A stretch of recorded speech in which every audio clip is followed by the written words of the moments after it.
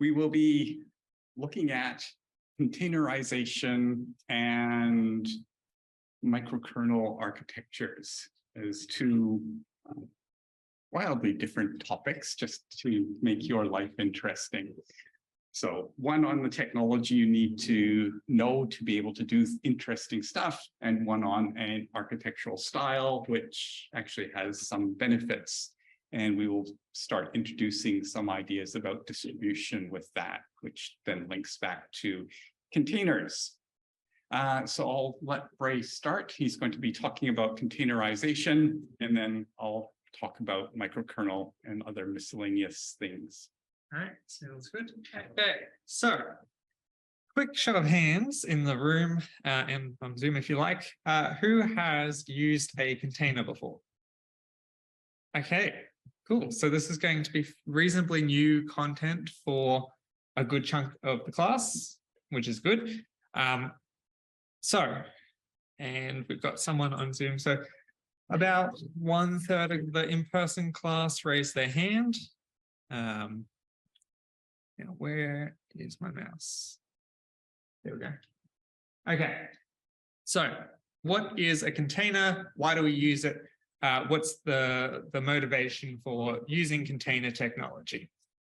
So to start off with a little definition, a container is a way of packaging up our software and our dependencies such that the software can be run in numerous environments, which is quite useful because we're very rarely trying to develop software that runs in only one environment. That would be very specialized software. Most of the time, we're trying to run it somewhere where it's not being developed. Unless, of course, you're writing a little bash script, then you don't really care where it gets deployed to. So containers are really useful when we want to deploy software because our production environment is very likely to be very different to our development environment, and containers are a way of wrapping up everything that we need to run our software and taking that from our development environment over to our production environment. So we'll do a little example of why on earth is it so difficult to accomplish this? So we've got a little Python program here, and this Python program is going to calculate the maximum element of this array here, 52973, and then this, you're going to have to trust me, is going to double the maximum. It's going to double the maximum element in the array. Okay. And what I want to do is I want to take this software and I want to give it to Richard. So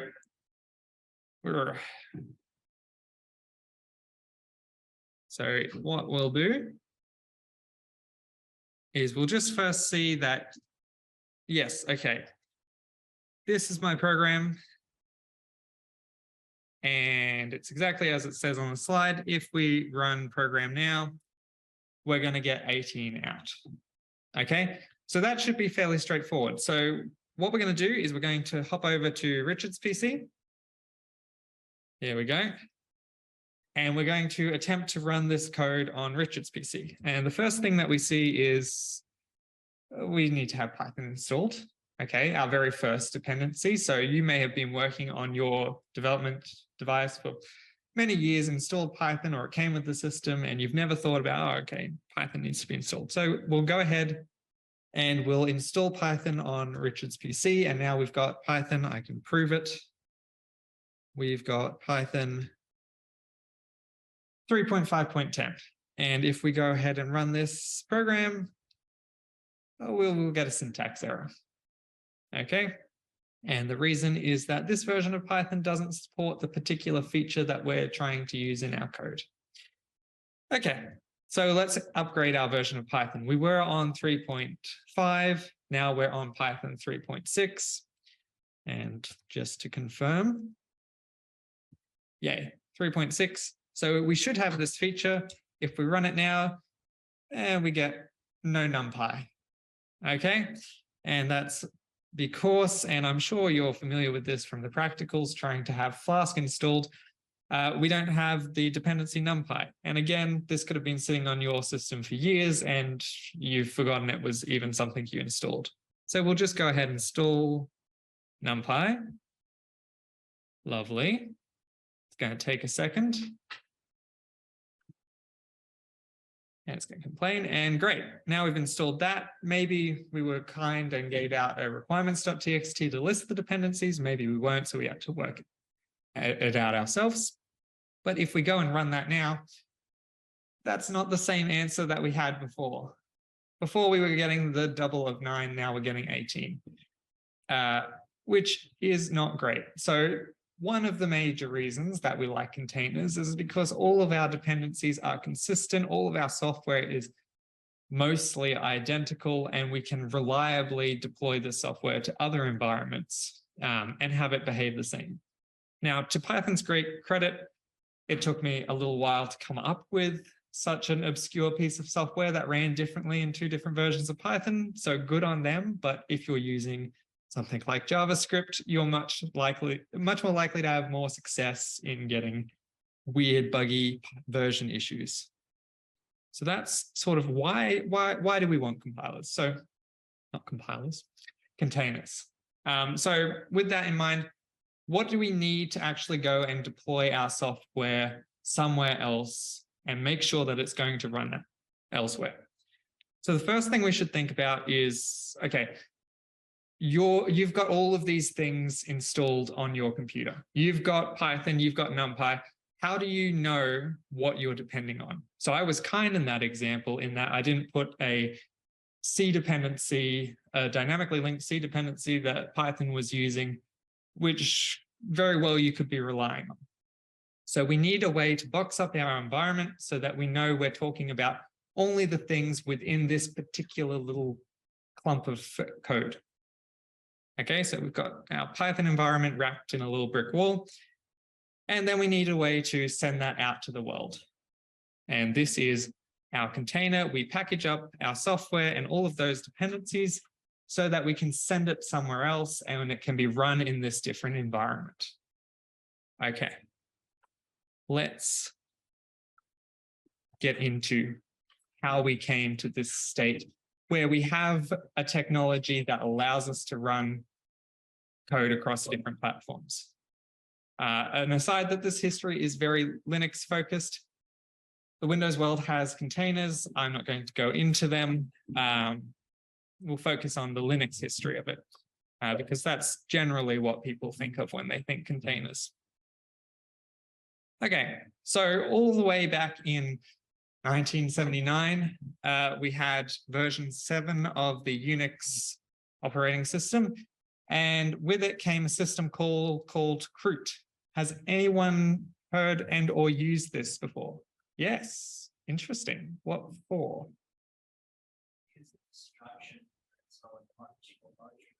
Yep.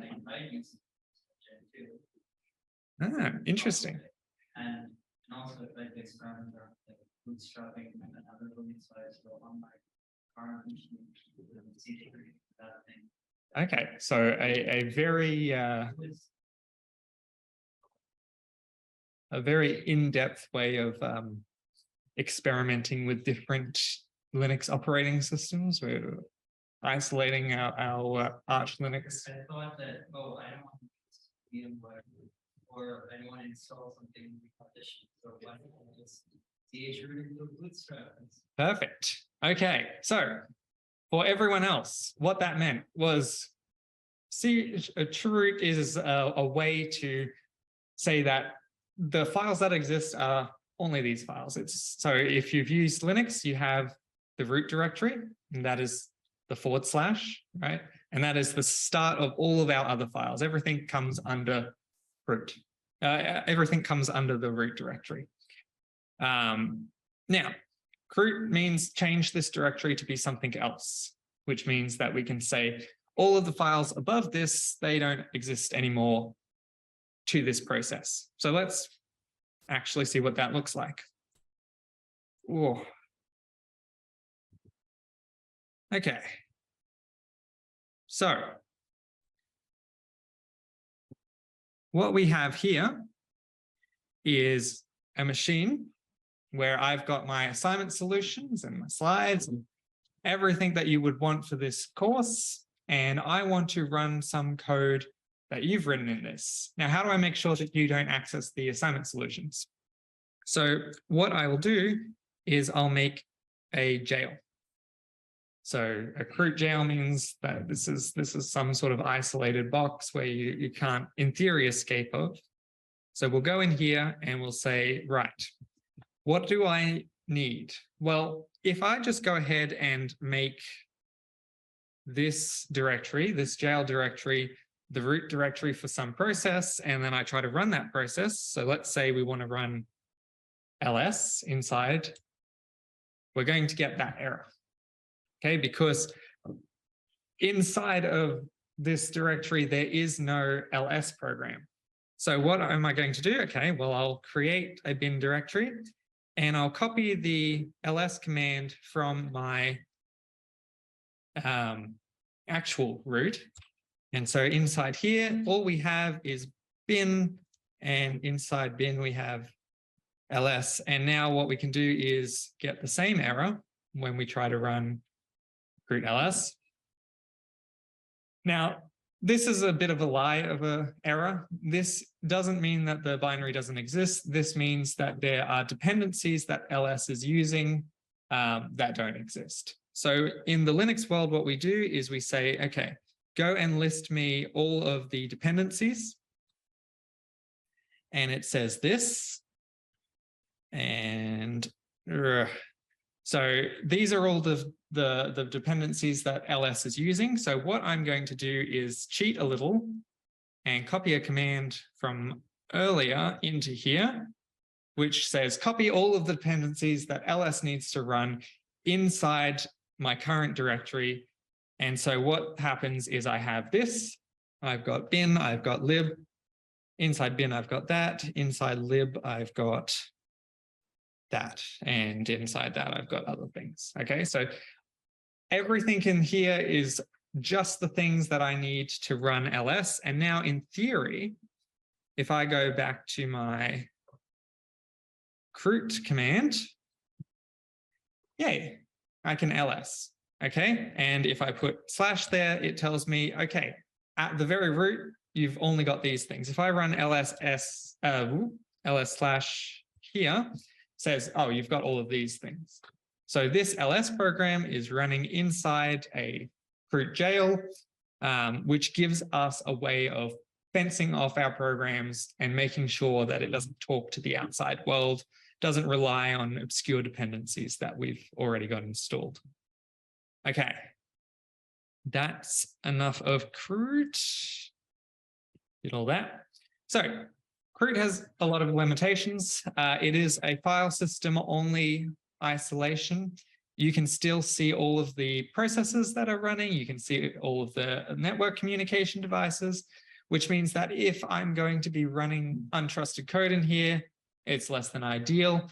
It is very much not user-friendly. If you were trying to develop software and you had to go and copy in all of the dependencies manually to the directory structure that you've created, you wouldn't have a very friendly time.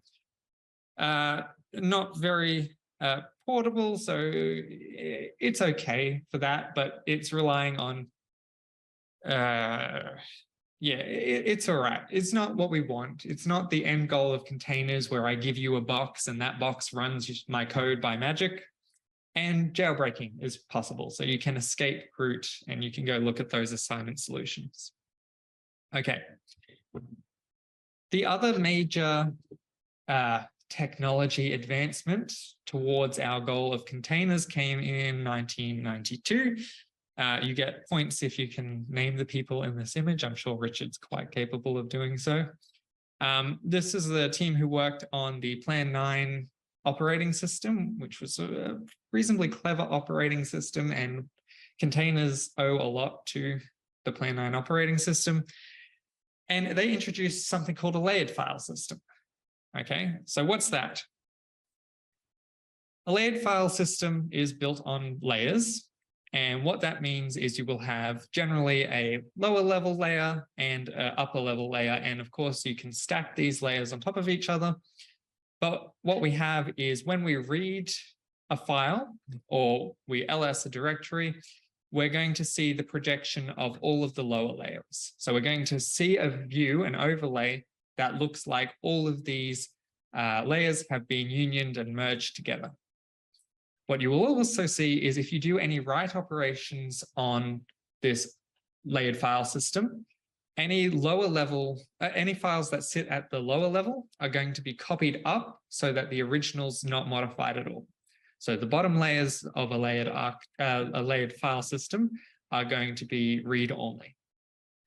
This gets important later, and there's a very useful reason for having the bottom layers be read-only. So pretend that this is our layered file system. We've got two layers here. The very bottom layer that has the file help.me and passwords.txt, and the upper layer that has diary.md. Okay, now we're looking at a merge or an overlay of these two layers. And so when we ls, we're going to see all of them. We're going to see everything that's in the upper layer and the lower layer. So this is projection on read. Copy on write looks like this. So if I write to passwords.txt, which is sitting in the lower layer, then it's going to copy that file up to the upper layer, leave the original passwords.txt unchanged, and stick a copy in the upper layer with the modifications. All right. Example of this. Okay. So what I have here, and you're going to excuse the temp for a second, is I have a directory called lower. And in lower, I have what I expect. I've got my help.me, there we go, and I've got my passwords.txt. In upper, and upper exists in temp for Linux reasons, I've got just diary.md. All right, so you can see the command that was run up the top. It's mounted the lower directory on top of the upper directory, and our working directory is called merged. So inside merged, if I ls that, I get all three files that exist in both layers. And if I cat passwords, I'm going to get the exact same thing that exists in the lower layer. Now, if I were to add a password to passwords.txt into the merged passwords.txt, what I will see now is that lower is unchanged. It's got the exact same content in it. But if I look now in upper, we're going to see that we've got a new file called password. So we'd copied this up, and inside passwords, we've got what we've written to it. And if we cat the merged, we're going to see that it's got what's in that upper layer. Okay, making sense? I'm promised that these two concepts, root and layered file system, will come back to haunt you when we get into containers. Okay, layered file system, great. Yes. So, taking files, taking files, you have to be very conscious about which way it's going files. That it's automated. So if you operate in the merged directory, then you're going to make modifications to the upper layer and leave the lower layer untouched. And like the demo that you should what it's supposed to work, because you feel very intentional in the way you which files you modify and which files you didn't. Like I imagine that you could just modify passwords are here with you, just where it's located. Yes. Like do all of that, the upper layer, lower layer, so on and so on. Yes. So in theory, you can mess around with the layered file system and you can update the lower directory manually, and you can sort of, well, not really break it because it's still going to be there, right? You've just worked around the write-only, the read-only perspective. But yeah, in general, what we do is we try to hide away that lower level. We make it read-only, and then that prevents people from actually going and fiddling with it. and allow our mounting to do the copy on write for us, and then we can leave our lower level protected. Okay. All right, so back to the history. In 2002, we're getting closer to today. The Linux kernel version 2.4.19 introduced our very first namespace. So a namespace is a way for Linux to isolate things, which is what we're talking about. We're talking about containers, getting things isolated and locked away. So Linux is composed of a whole bunch of namespaces.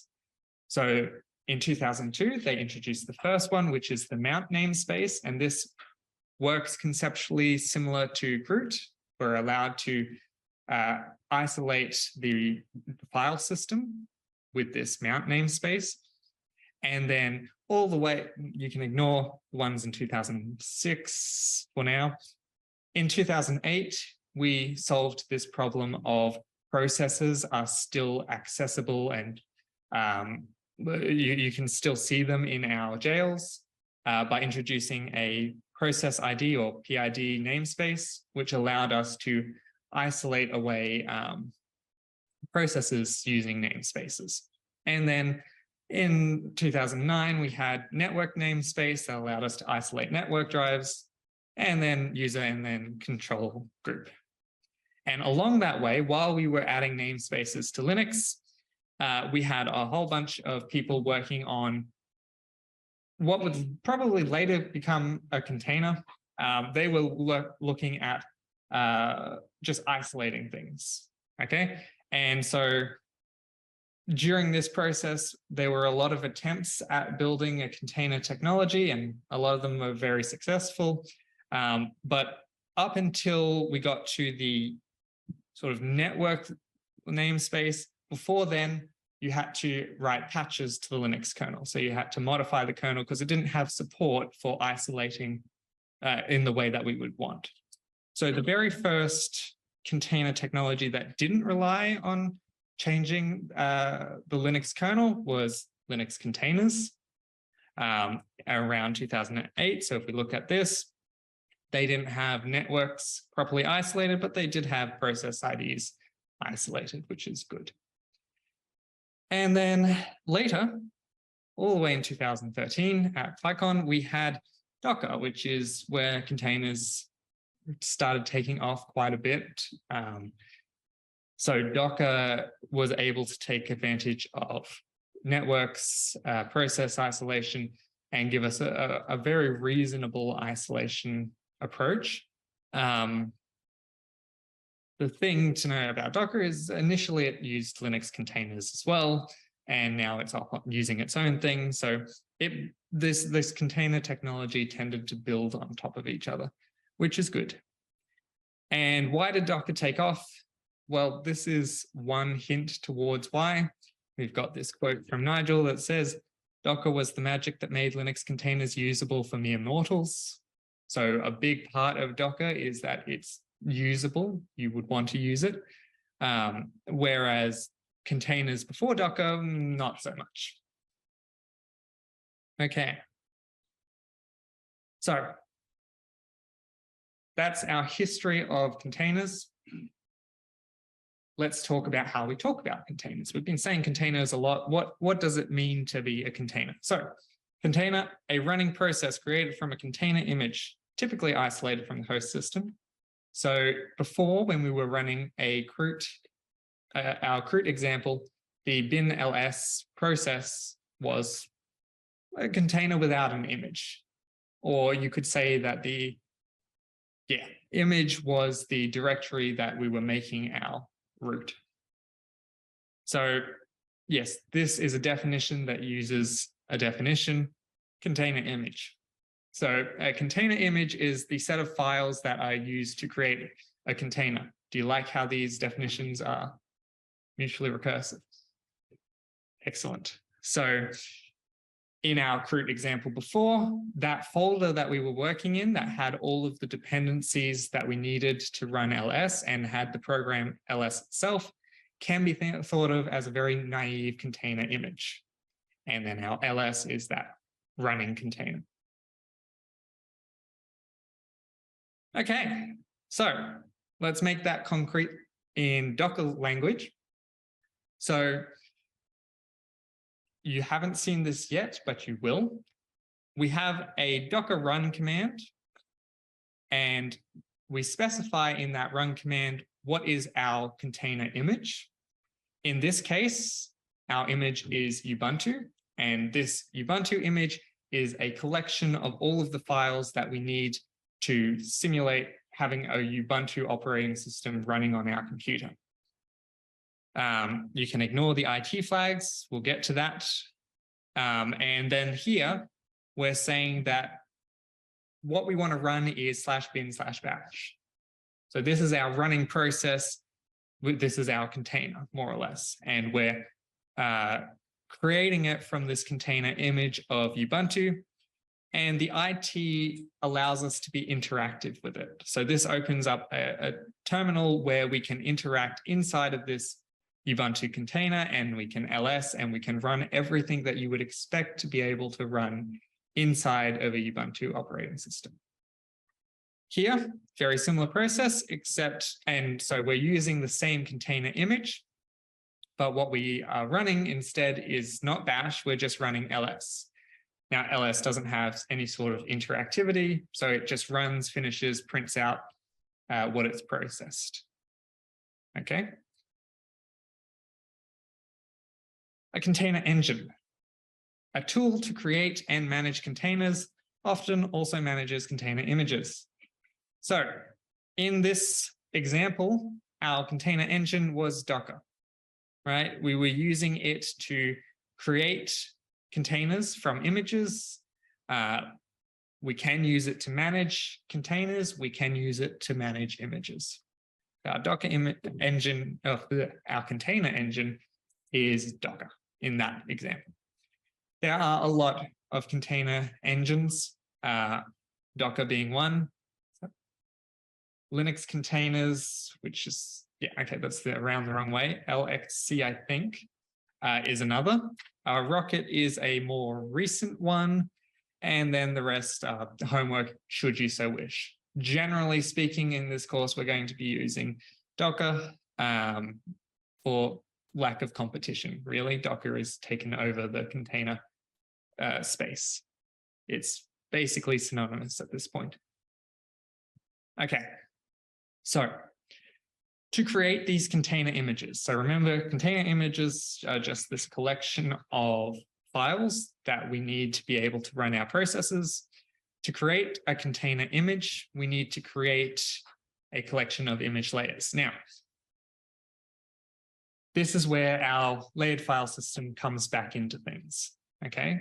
The original Linux containers were, yes, this one directory that you could zip up and pass around and run inside of there. Since Docker, we've gotten a little bit more creative, by which I mean we've introduced a layered file system within our containers, okay? Because a lot of the time we're relying on very, very similar underlying software. So most containers are going to want to start with some sort of operating system like Ubuntu. And if we use a layered file system, then what that means is that our Ubuntu can exist somewhere on disk, and it can be read-only, and it can just sit there. And when we need to read files from there, we can just read files from there. When we need to write to any of the files within our Ubuntu operating system, we can copy them into the layer that needs it. And this means we keep one copy of Ubuntu sitting on our computer, and we can build on top of it. So we need to create those layers. Fortunately, this is no longer a manual process. Instead, we use a build file or image blueprints.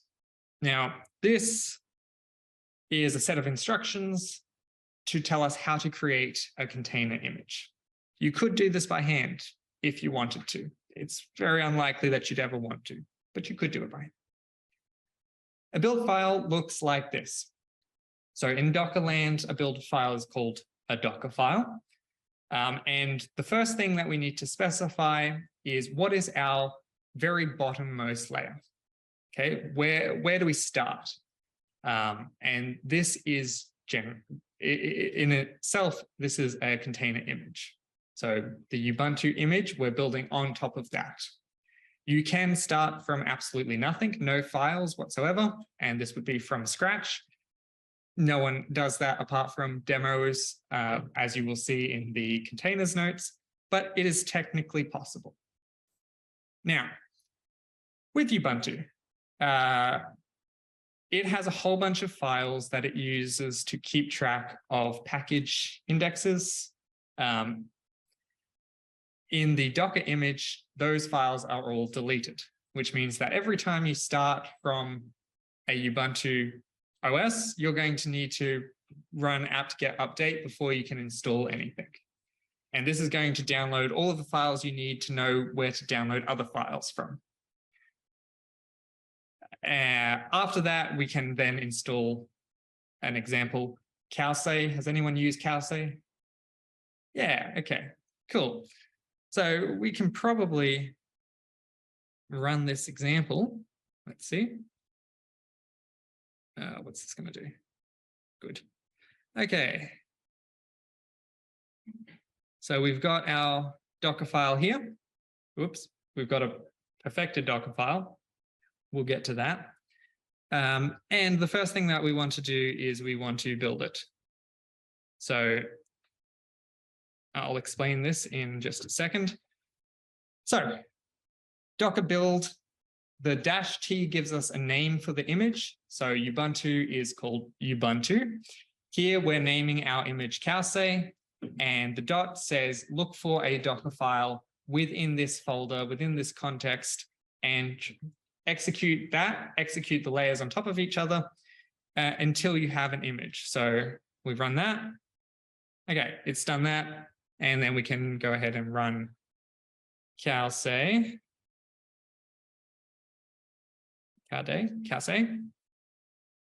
And we get that. So for anyone who hasn't used Calce, this is what it looks like.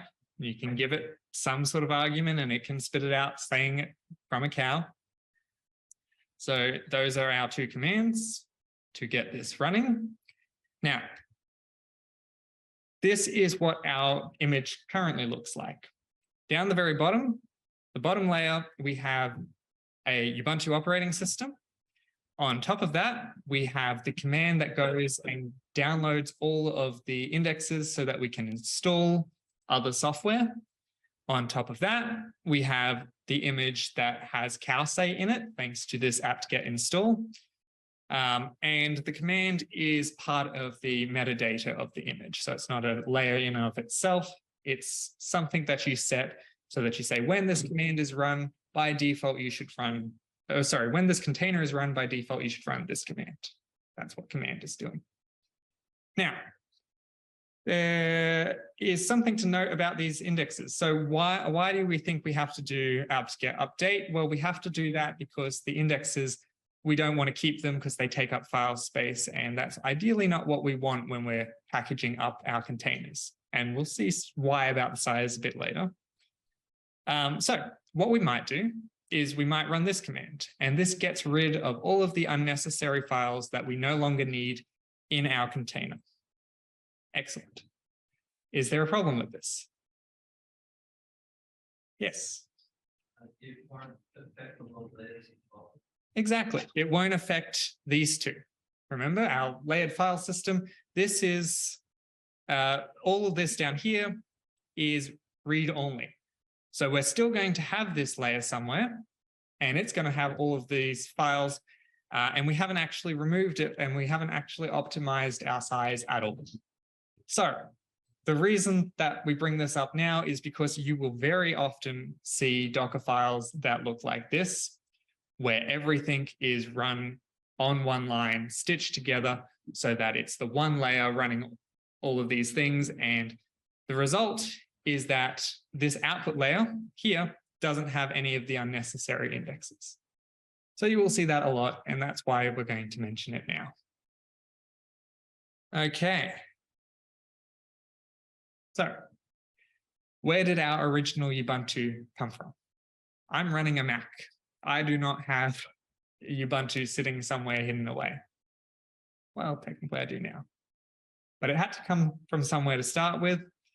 And that place it comes from is our very final definition in a container registry. Okay. A container registry, definition 5, is a file sharing platform that hosts all of these container images. When they're needed, Docker or whatever container engine you're using is going to pull those images down from the file store and put them away somewhere where you can't touch it, can't modify it, so that you can use it later. So now, if I run any other Docker containers that use Ubuntu as a base, it's sitting somewhere on my computer, tucked away, read-only. I can just reuse Ubuntu. Okay. Right. So, has anyone throughout this wondered where virtual machines fit in? So sorry, yes? Okay. Let's talk about virtual machines. This is more or less what a virtual machine will look like. You have hardware and you have an operating system sitting on top of that. So this is a type 2 virtual machine, which means that the software that is managing our virtual machines sits on top of our operating system. And this is called a hypervisor. And this manages our virtual machine. So this is one virtual machine, and this is another virtual machine. This guest OS is whatever operating system you happen to install on your virtual machine. This is the file system of that virtual machine, and this is your application. So we're going to say both of these virtual machines are Ubuntu, just for consistency, which means the guest OS and the file system are very likely to be identical. But because virtual machines offer us a little bit more isolation than Docker files, they're not going to get reused. They're going to create a full copy of the operating system and everything needed to run your application. And they're going to, depending on which type of virtual machine you're using, they're going to run reasonably slowly because they're simulating the low-level instructions of this machine, which makes them very slow and very space inefficient. This is what running Docker looks like. In fact, this is not really what running Docker looks like because we've said our file systems are the same. So it's not going to create 2 copies of this. It's going to share the same file system, and app 1 and app 2 are going to build on top of that and reuse it. Docker daemon sits over here, manages it.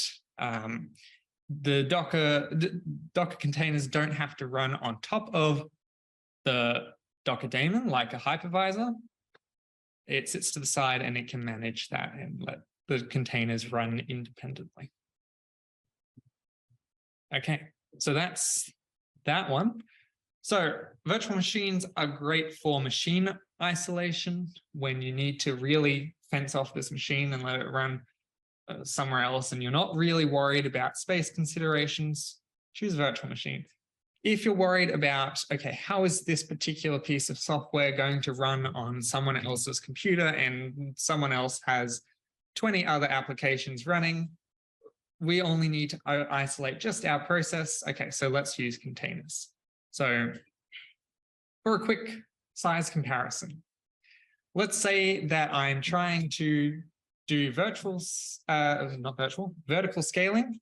So I want a lot of different Flask servers, as we've seen in the practicals, running side by side so that they can process a whole bunch of incoming requests. So I want 10 Flask servers running on Ubuntu 22.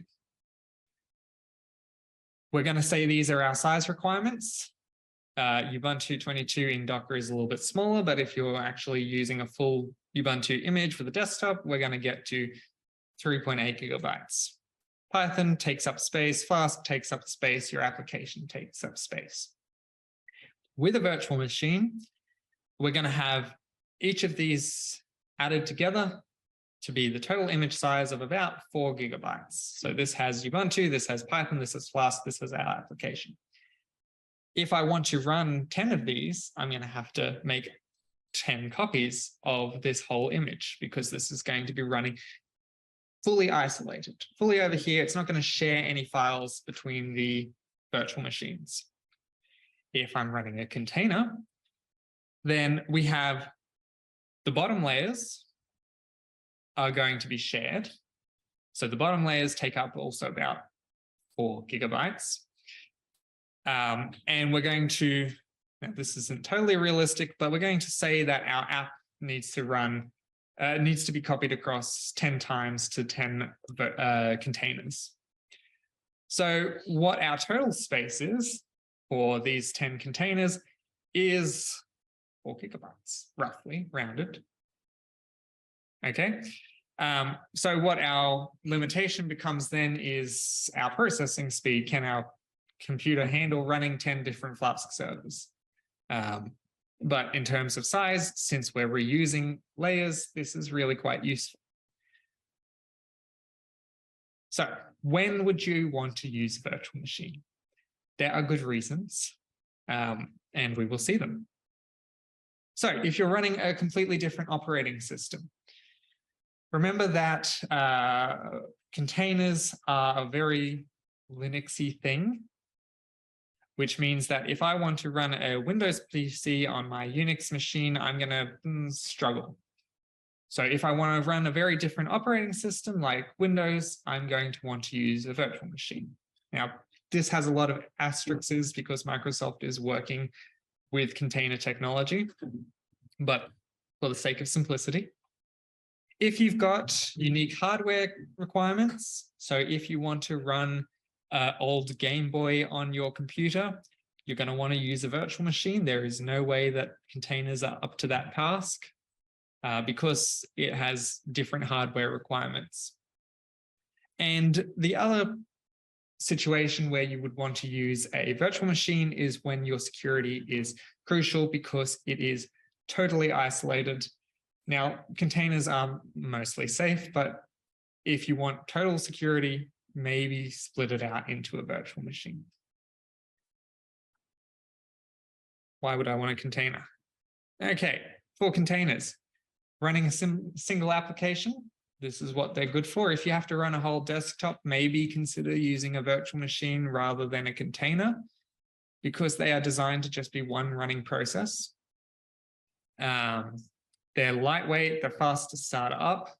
These are the benefits. If you've ever used a virtual machine, you know that they do not take a few seconds to spin up. They are fairly slow to get going. And if you're running lots of different container systems on the same machine, you're going to want to use a container because, again, if you've ever used a virtual machine, it slows down your computer fairly substantially because it's a bit of a resource hog. Okay, so if you want multiple, probably try containers instead. I'm not saying that containers don't also slow down your machine because they definitely do, but virtual machines are more guilty. Now, these two technologies are not distinct from one another. They are very often combined together. And a good example of this is if you use the Google Kubernetes engine, which is a way of deploying your containers onto Google Cloud. Those containers run inside of virtual machines that run on top of Google's hardware.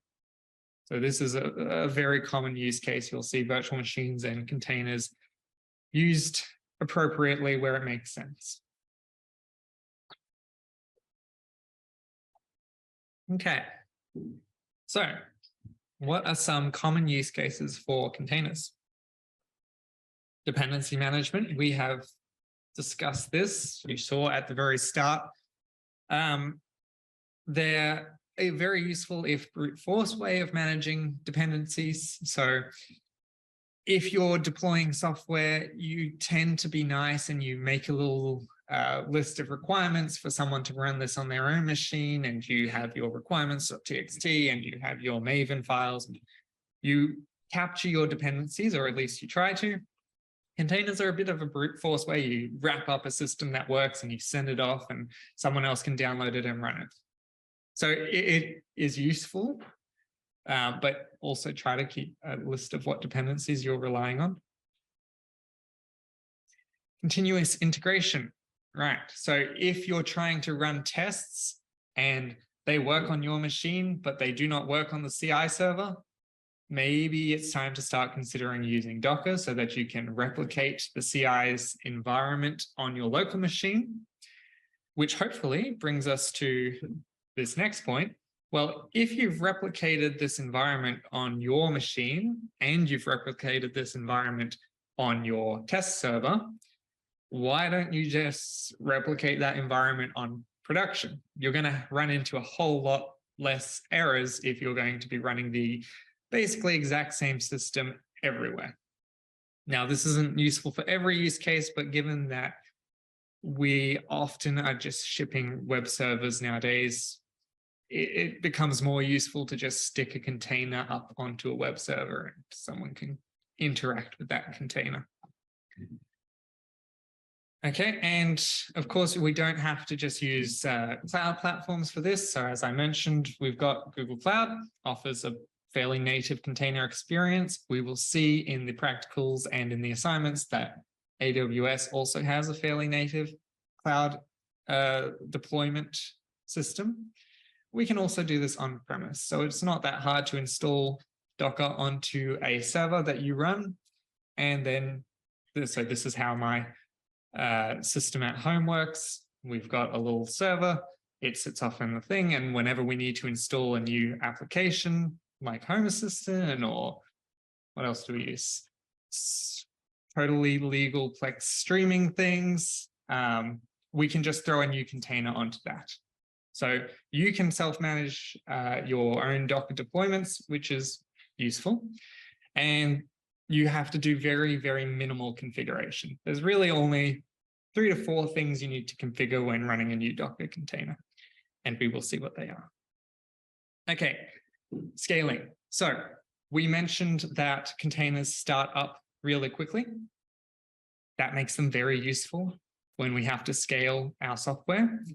So using the AWS example, the Amazon Web Service, Amazon Shopping example, they get a huge amount of traffic when there's a Black Friday sale or whatever sale they have on. And so they need to spin up more servers to process more requests very, very quickly. If you're using containers, this is a very speedy process. If you're using virtual machines, much less so. So scaling up, scaling down, very useful application of containers. And most cloud platforms have a built-in way of automatically scaling your containers now. We'll get to this, microservices. This is going to be a lecture a bit later. But if you have a bunch of services that implement one thing, so we saw in the tutorial, we've got a CodeGram application, and it's packaged away its image filtering service off into its own little land.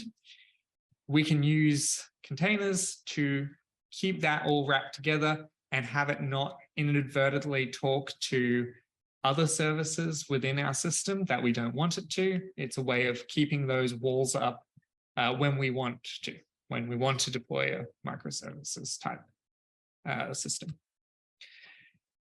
Serverless, we will also talk a bit later. I'm not going to try to cover that just yet, but we'll get it. Okay, so Docker.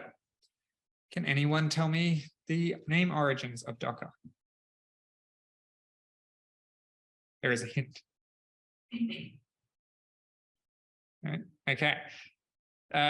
Docker is British slang for a dock worker. These people down here. The whale is a bit of a distraction from the answer here, but dock worker, right? So these are the people who load shipping containers onto and off of big shipping boats. So Docker seems naturally sensible. So we're going to get into the commands that you need to run to build and run things. And so we looked at this a bit earlier, but we have a Docker build command. You will be using this in the practical this week. Docker build says, run each of the instructions that are in our Docker file to create each of the layers that we need. And then that top layer, the accumulation of all those layers, this is now our image.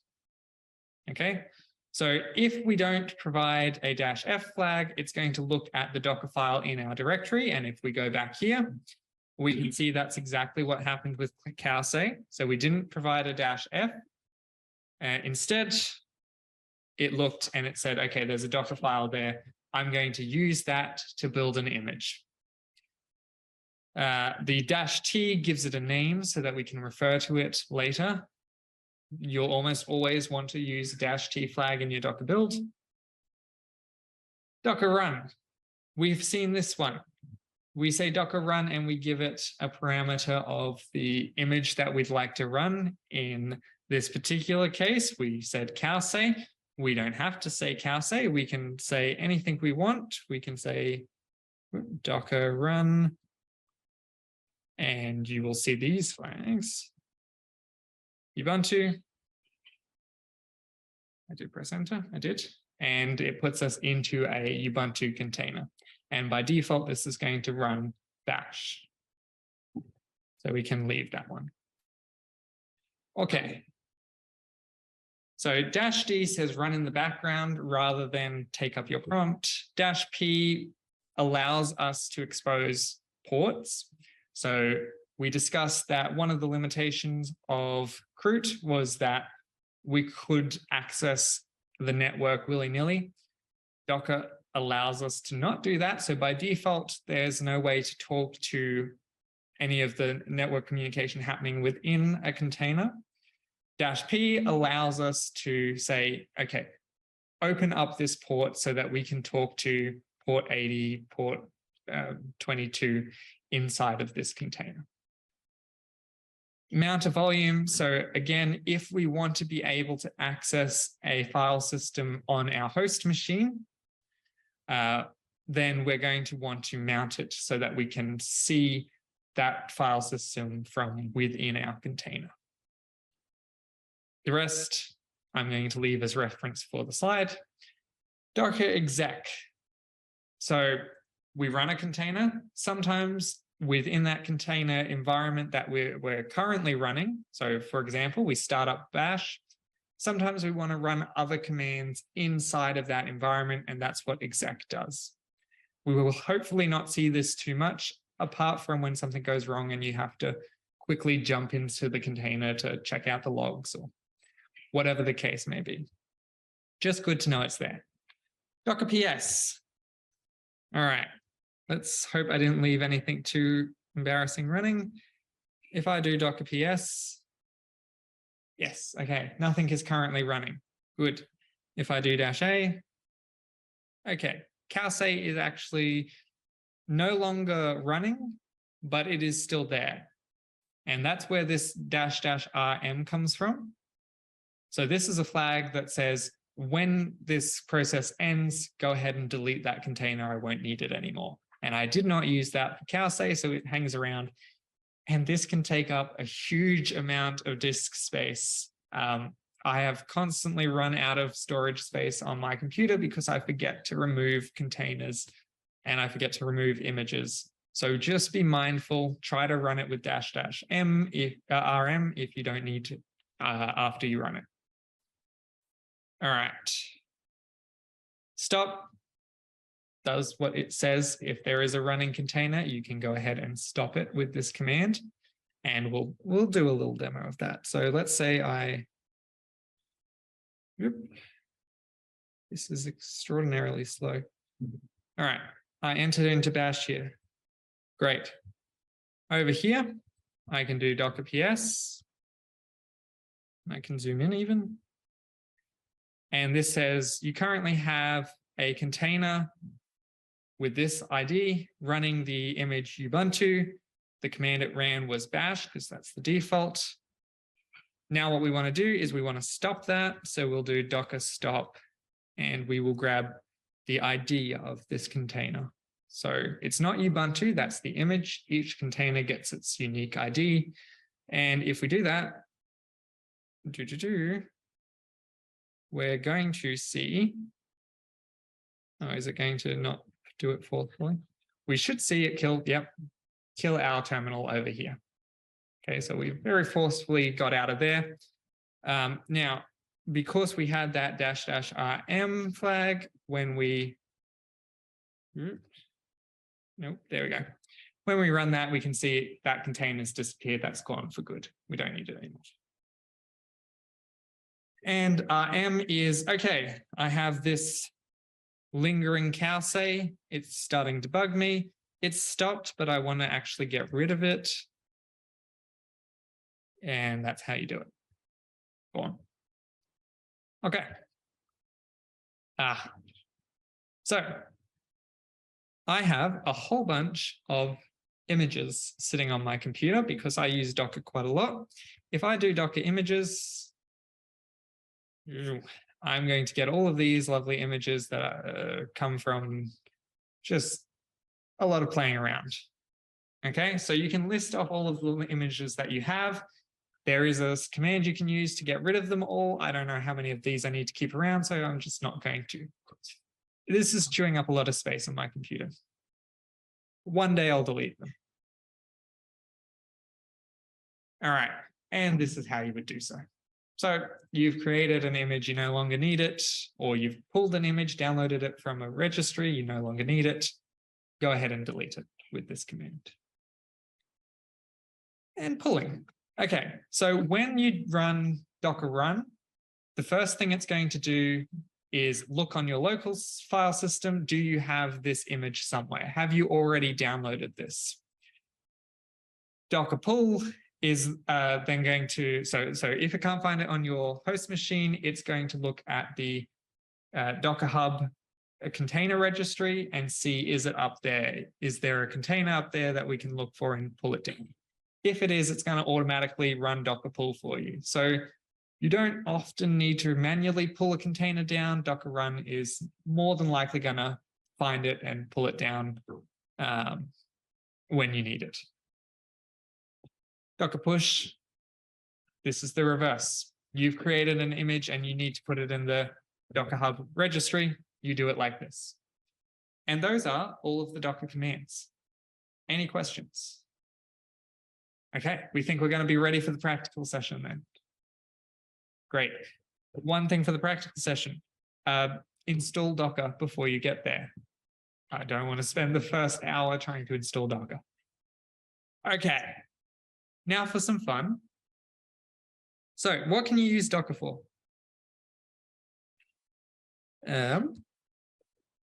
One thing you can use it for is Structurizr. So I'm going to spoil Richard's lecture just quickly. And I'm going to go and run. Go up to here. Sorry, this is painfully slow. Nope, I'm too.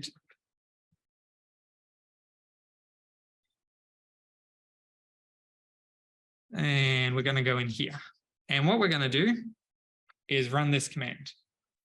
So let's break it down. We've got Docker run, obviously. We've got IT. So this is a command that you often want to run because it allows your terminal to speak to the Docker container, which you may not think you always need, but eventually you're probably going to want to control C and kill the process that's running. So generally keep this flag around. Same with RM, save yourself the disk space, just always use RM.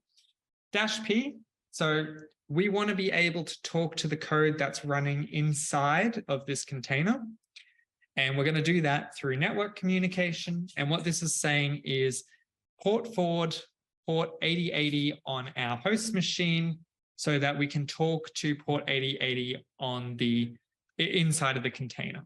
So presumably this container is going to run something that listens on port 8080. And that's the goal of this one. Now, -V is volume mount. So what this says is take my current working directory and map that to, or mount that to the directory /user/local/structurizr. And why do we do that? Oh, There we go. Okay, so this is an example of it pulling it down. So I don't have Structurizer sitting on this computer. Oh, and we should note, this is the image that we want to run. It's identified it's not on the computer, so it's going to go off and pull it down from Docker Hub. Slowly but surely. So you can see it's doing both download and extracting. That's because Docker layers are just compressed folders. Okay, and now we're getting some output, and this is from inside the container. This is going to be echoed out to our terminal so that we can see what the process running inside it is doing.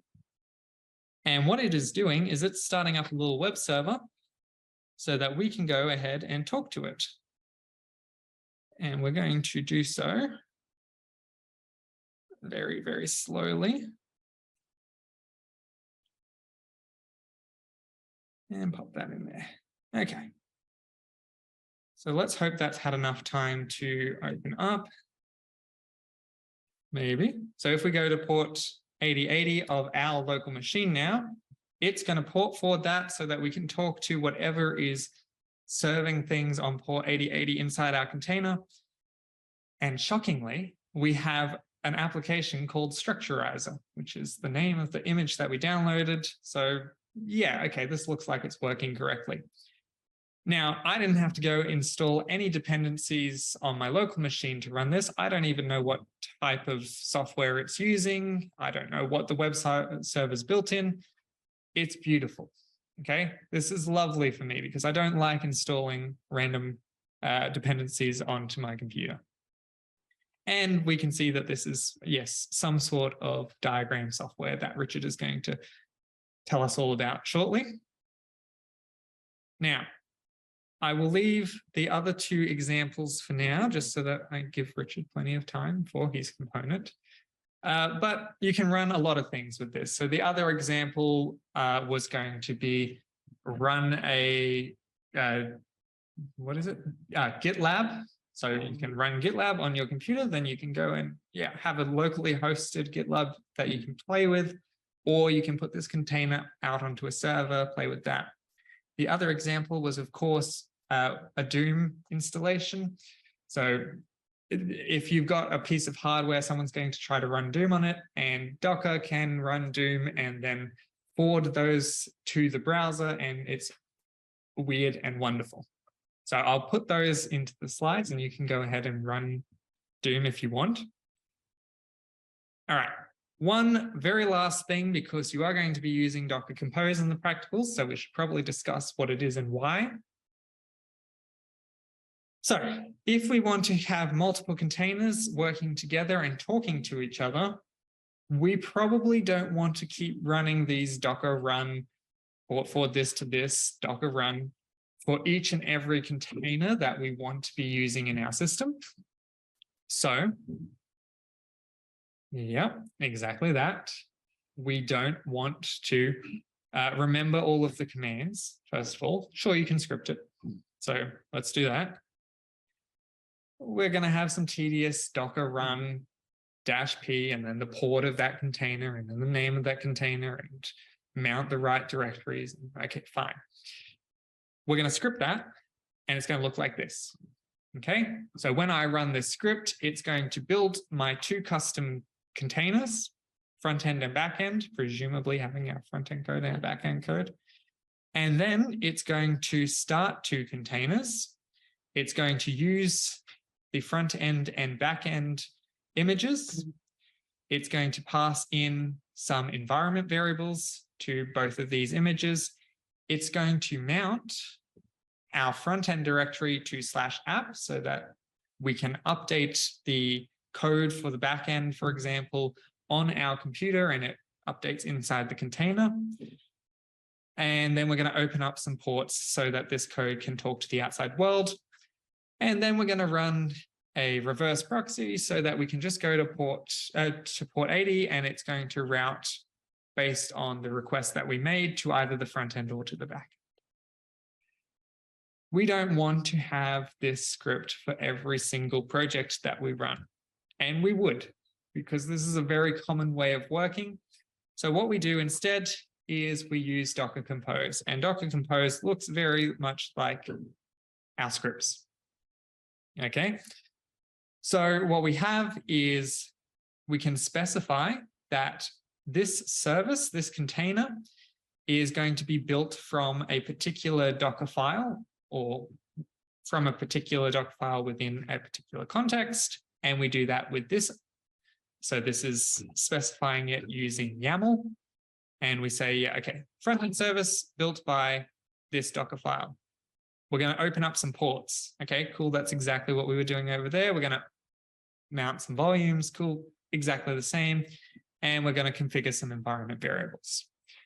Now, the important thing about this is that this means we don't have to worry about tearing everything down. So to put this up, all we have to do is say Docker Compose up. It's going to find this Docker Compose YAML file and create any of these containers, these images if they don't exist, and run them. And Docker Compose down. So this is really the useful part, because otherwise it would be quite a pain to go and find all of these running Docker containers and manually kill each one of them. So Docker Compose down takes care of this, which is lovely. PS does the same thing as Docker PS, but for only at the containers we care about. Logs looks at the logs of these containers. Exec, the same thing as Docker exec, and then builds. So eventually, initially, we're going to have to build some of these images so that we can then run them. All right. In the practicals, this is going to be you deploying your containers. We are going to be working with Docker. We are going to be running the to-do application inside of Docker. So you're going to get quite familiar with all of these commands. You can use these slides as a reference if you want. Okay, I'll leave it there. Richard can take over and teach us all about microkernel architectures.